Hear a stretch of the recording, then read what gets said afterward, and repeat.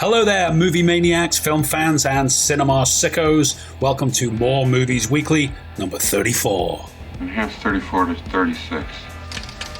This is the podcast where we like to talk about movies, film, cinema, all that stuff I've already mentioned. You know they're all the same things. Are they different things? Are they the same things? Who cares? My name's Greg Fisher. His name is David Roberts. How are you, my good friend Dave? I'm very well, sir. I'm very well. And how are you? How are you feeling today, Colonel? I'm not too bad myself. I'm looking forward to recording this, our first weekly podcast of 2022. And this week we're going to be talking about The Matrix Resurrections. This is obviously the new installment in the Matrix universe, saga, I suppose we're calling it now. It's beyond the trilogy. It is directed by Lana Wachowski, who of course was one of the co-directors of the original trilogy. It stars Keanu Reeves, Carrie-Anne Moss, Neil Patrick Harris, and a few other people. Not so many others from the original trilogy, unfortunately. There is no Lawrence Fishburne here, and I think it suffered for that, to be honest. But yeah, where to start? Where to start with this one? We reacted to the trailer a couple of months ago when they released the initial theatrical trailer. I was kind of excited. I thought, okay, it's been long enough. The sequels to The Matrix, as we noted then, weren't the greatest thing in the world. But this was an opportunity to retcon some of that stuff and possibly do something exciting and different and modern with the franchise. They didn't do that. They did not do that, as far as I'm concerned. Yeah, I mean, one of the things I noted when watching it, I wasn't as excited from the trailer. I was already put off by the fact that, Lawrence Fishburne wasn't Morpheus, that Hugo Weaving wasn't Smith. It was already a bit strange, recasting this up. And I think, within the first, 10 minutes, and it lands on the scene after the opening sequence, I guess, and Keanu Reeves is Thomas Anderson in his office winning video game design awards. I already thought, what the fuck are they doing to the story? And I all the way through then, it was kind of, how does this really fit with the original trilogy? I wasn't a fan of the second and third film at all, really. I like the original on its own, but I couldn't quite get whether they were trying to just make a sequel to the first film or whether they were trying to do the second or third film, because some stuff connected and some stuff didn't. And it felt very self-referential. There was a lot of references to stuff in the real world, and it started to become a little bit confused within itself. Yeah. And I think that was probably the thing that hurt the film the most, possibly, that it didn't quite understand what it was exactly. Yeah. Yeah. Well, not far from the start, they're in the boardroom and they're talking about, I think it's like Jonathan Groff's character, who's supposed to be like Anderson's boss, but it also turns out that he's a kind of version of Agent Smith as well. But they're talking and they're saying, Warner Brothers are going to do a sequel to The Matrix with or without us. Obviously, in the film, the world of the film, they're talking about the game, a sequel to the game. Obviously, that's a bit of a meta reference to the fact that they are actually doing a film. So when I watched that, I thought, well, maybe there's some truth in that. Warner Brothers were indeed going to reboot The Matrix somehow, and they're going to do it with Wachowski and Keanu Reeves, etc., or not. And therefore, because they would have done it without them, they said, well, in that case, we may as well do something. So I thought there was maybe an element of truth to that. There was maybe this kind of little dig at Warner Brothers within itself. But it just wasn't enough. It's, almost begs the question, would it have been better to just reboot it completely and do something totally different with it than rehashing and retconning this whole idea of what come before turning it into something different, turning the movies in that world, the movies exist as video games because we get a lot of images of the film. And there's Keanu Reeves' character, Neo, Thomas Anderson, call him what you want, saying, you know, I remember this, I remember that. And it's kind of like, it's a total mess. This film was a total mess. They totally messed it up. I don't believe it. And how could you? I mean, the weird moment for me was when, you know, you've got the Morpheus character, and then the next minute they got stock footage from the original films with Lawrence Fishburne playing Morpheus, kind of projected onto like backgrounds whilst he's in the, and you just there, and that, you know, they're trying to explain it away as this whole the universe, this universe has been rebooted kind of thing. You're just kind of referencing the originals, but you're just there going, this is just a way to excuse the fact you couldn't afford Fishburne's fee, isn't it? I like to think as well that Fishburne's just like that sort of artist where he thought, I'm not going back there. You did 2 rubbish sequels. I'm not coming back for a 3rd rubbish sequel. Thank you very much. Sometimes I will say, not today, baby. I mean, God bless the guy who played him. He wasn't terrible. It was, you know, he was doing his bit and he delivered his lines, etc. He's a younger guy, so obviously he can jump about shooting guns and all of that stuff. But I hated it, you see, because he's a fine actor. Yeah, I've seen him in a few other things, but he's not Morpheus. And the way he portrayed the character, you know, because he was far more kind of modern and hip and jovial and almost camp in a way. And I was like, what the fuck is he doing? This isn't Morpheus. You know, it just felt nothing like the character. No. You know, and they're trying to explain it away as, I've learned things or whatever. It was like some guy went to a cosplay party as Morpheus. And he's like, hey, Morpheus. Yeah, very cool. He's even talking a bit like him, you know, or doing a sort of approximation of him. And it was like, you know, Jonathan Groff playing Agent Smith. They're kind of going. It was actually an interesting performance, and I liked him as a character. I actually like that element of it as well, because when we did the reaction, I remember saying, "Who's that douchebag?" You know, but he was actually probably the more interesting part to it. He was, but again, it was like, this isn't Agent Smith. No, you know what I mean? It's like. And poor old Keanu Reeves seemed to be just stumbling through this movie. He had barely, you know, any, you know, weighty dialogue whatsoever. He was just like, oh, I might be going crazy again. And yeah, some of the special effects did look incredible. The one thing you could say about the film is, it looked impressive. It had all the Warner Brothers money thrown at it. Yeah. Just as the previous films have, they've done some incredible stuff here. You know, we've heard a lot about the Unreal Engine stuff they've been doing and the tech demo game they did, which I watched a load of videos on. Amazing stuff. Incredible where it's getting to now, the technology. Some of it didn't work, and that was mainly on the faces where it was kind of animated near the end, and they had that uncanny valley feel, as you do with these things. So that was all impressive, but. You know, the original had these set pieces, and at the time, again, groundbreaking special effects, bullet time and all that, where you were just like, wow, that's a set piece. Never seen this before. Yeah, and in this one, there was never that moment, and the only real set piece was that big chase at the end with, you know, all the people crowding, chasing them through as they're trying to escape. You know, that was the big set piece, I guess. Yeah. But it was boring as shit, and it's predictable. You know, it was predictable, but also I felt like, you know, when you're playing a fighting video game like Tekken or Street Fighter or something, and you spam the same move, you know, just double axe handle constantly. I thought that Neo was just doing that because he just kept on doing the same old push wind thing, you know. It was like, this is the guy who does John Wick. You know, surely he's still capable of running about and doing some blasting and kicking. Much better action, you know, in John Wick, you know. Oh, much better than in this.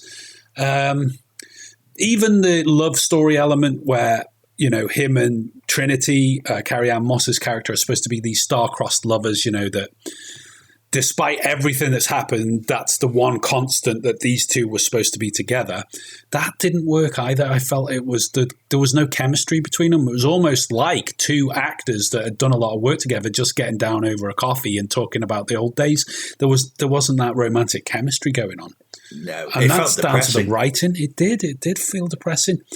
It was also they look older shit at this point, and like the originals, they felt like young, fresh, brand new, exciting, and then this year they're just like, this is like a retirement home. This is fucking awful. Well, it was. I don't know. I didn't see them as that bad. That was weird as well. All that. This is what you look like to everyone else, but you look like Keanu Reeves to yourself. That was just strange. Very strange.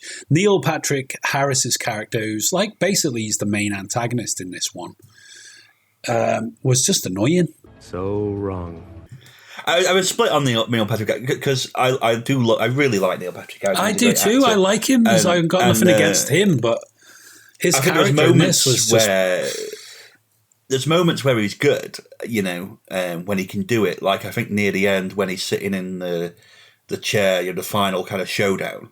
Yeah. Where I was like, yeah, that's the villain you want. That kind of, almost like a James Bond villain stroking a cat. It was like, that's right. But yeah, those kind of bits where he's like going over the top, it was like, what the fuck is this? It's like messy and silly. And I put it down to the writing, not his performance. I just thought the writing was just like too on the nose, too predictable, and just like, oh God, are they really going there? And poor old Keanu Reeves trying to hold still. It's like, it wasn't the worst film in the world, and I don't think they did an absolutely terrible job, because you can see where they were heading with that kind of the world that it exists within. Thomas Anderson's, he's supposed to live in our world, isn't he? He's a game developer. He's got this past, but he's obviously had his struggles with mental health issues that explain away the fact that he thought he was in this Matrix and whatnot. But I've always had a problem with this with because the original two sequels, as we mentioned. I felt like the original film had a really clear, wrapped up story and message. This whole interesting intrigue of the White Rabbit. It's a classic. It's an absolute sci-fi classic. Fascinating idea, solely based. The problem they always had, and this was, I guess, always going to be the problem with this one, that when they got into the sequel idea, they had to kind of go into this whole, there's multiple ones, and the machines, and the fighting, and all this, crazy, way too far sci-fi for me, that is so complex and convoluted that it doesn't really work, and becomes, inevitably, like these things, silly. And I guess that was the problem. You were stuck with that. You couldn't really... It's a film that only really worked, I think, in the original. You just can't even from it. Retcon your way out of this one, sort of thing. No. You hear that, Mr. Anderson? That is the sound of inevitability. Let us know your thoughts at home. Have you had a chance to see this movie yet? Did you think it was great? Let us know. Be interesting to hear from people who thought it was good. You could argue for reasons why you thought it was. Or like us, were you a bit disappointed in it, really? Have at it. Okay, Dave, a little bit of movie news for you this week. One that you'll be particularly interested to hear is Ben Affleck says Justice League was the worst experience, and he will not be returning to the Batman character after this forthcoming Flash project. So good. Yes, good. Not our favourite Batman by a long shot. I was a mess. I'm excited for the new one, and I'd rather they just stick with that. So just leave it alone. Apart from the, I think the trouble that he had as well was he never had his own standalone Batman film.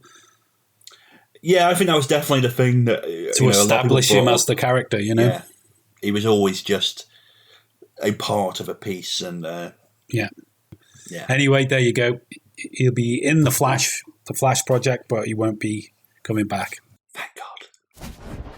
In other movie news this week, of course, we've lost a couple of titans of cinema. Both Peter Bogdanovich and Sidney Poitier have both passed away this week. Very sad. Peter Bogdanovich, of course, classic film director and actor as well. Some people know him as an actor, just as an actor from things like The Sopranos and stuff. But obviously, we know him as the great film director. Very interesting to find out that he started out as a writer, much like his heroes of the French New Wave, people like Francois Truffaut, who were originally film critics and writers that wrote for Cahiers de Cinema. That's how Bogdanovich started out, as a writer about film. He wrote for Esquire magazine. He ended up writing for Cahiers de Cinema himself. And then he went out to Los Angeles trying to break into the industry, met Roger Corman, ended up making the film Targets, which is an incredible film. A lot of people don't know about it, and I think, especially in America, and I think the reason for that is because of the subject matter. It is a hard pill to swallow, but it's a notable film for it being Boris Karloff's last film. Of course, there was Paper Moon, The Last Picture Show. That's one of my favourite films ever. But yeah, another legend gone. Another legend gone indeed. And of course, Sidney Poitier, of course, going this week as well. An icon. An absolute icon of cinema. Grand age of 94. It is a good age.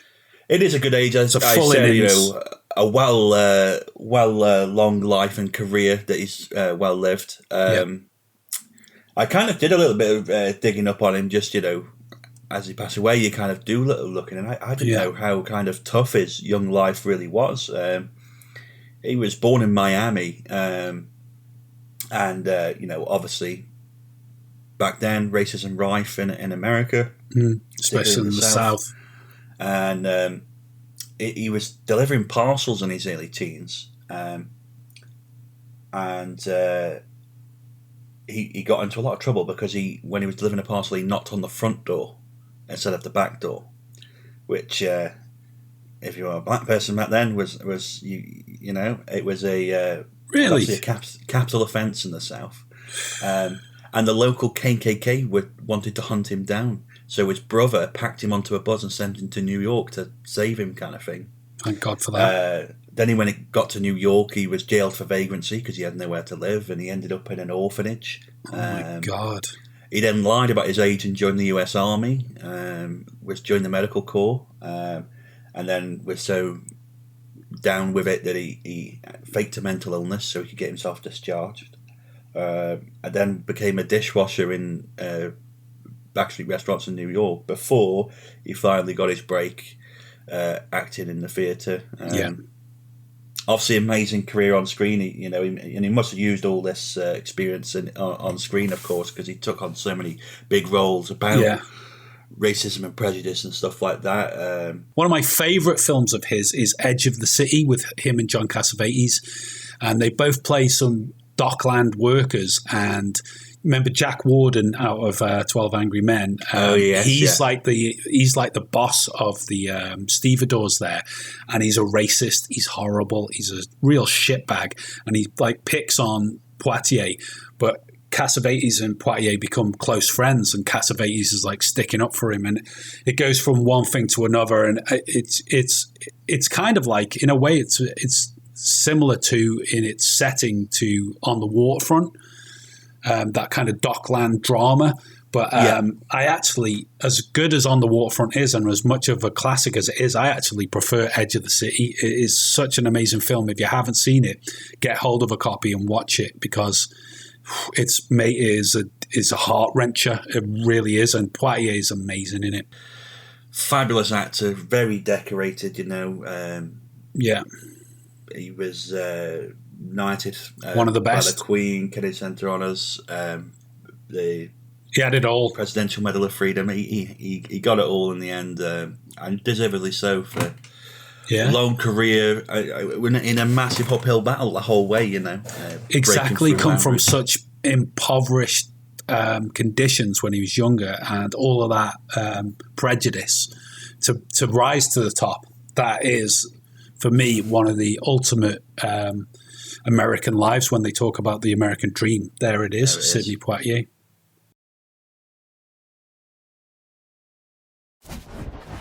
So if you follow us regularly, you'll know we've been away for quite a few weeks over the holiday period.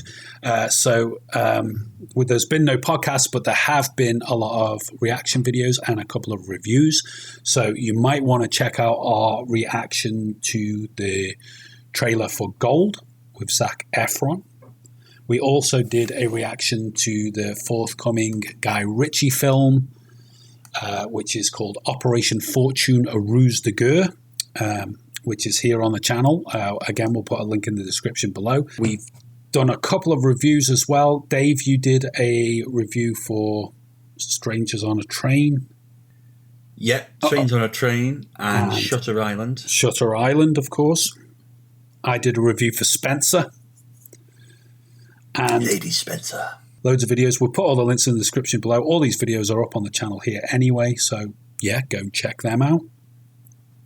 Absolutely. And as usual, we'll be back on the podcast, so you can watch them here on our YouTube channel, or if you want to listen to them audio only, maybe you're cooking in the kitchen or you're on the go, you can listen to us on audio only. We're on Spotify and Apple Podcasts and all those kind of things, so you can check out all our audio vendors in the link below in the description. And why not join us on social media? We are at More Movies For You across all the platforms, so come and join in the conversation there. We also have a Discord server. You may want to come and have a chat with us over there. If you feel like supporting us, you may want to buy us a coffee at buymeacoffee.com or become a patron over at patreon.com, where you can have a say in what we discuss here on the podcast and what films we review each month. So that's it for this podcast. Please join us again next week for number 35, where we will be talking about the drama film Mass and other stuff, the latest news and gossip and other films we will have been watching. So please press the bell icon to get notified whenever we upload new content, which is every week. And that's it. Dave, any final thoughts, my friend? Well, just, looking forward to 2022, a brand new year of films. Hope people will join us and carry on supporting us for a year of more exciting releases that we've been waiting to come. Absolutely. There's still loads of films from last year we haven't even caught up with yet. Exactly, yeah. But as we see them, we will discuss them here and review them, no doubt. So we hope you're all well. We hope you all had a great holiday period. Thanks very much for watching. We hope 2022 is going to be a great year for you ahead. And that's it from us this week. Keep watching more movies. Well, that's it for this video. Please leave us a comment and let us know what you thought. And don't forget to like, share and subscribe right here on YouTube. To check out more of our articles and reviews, check out our website, moremovies.co.uk. And why not join us on social media? That's at More Movies For You across the board. You know the score. And if you'd like to support us, consider buying us a coffee at buymeacoffee.com, or you can become a More Movies patron over on patreon.com. All the links are in the description below. And to check out more of our filmtastic videos, click one of the buttons on screen now.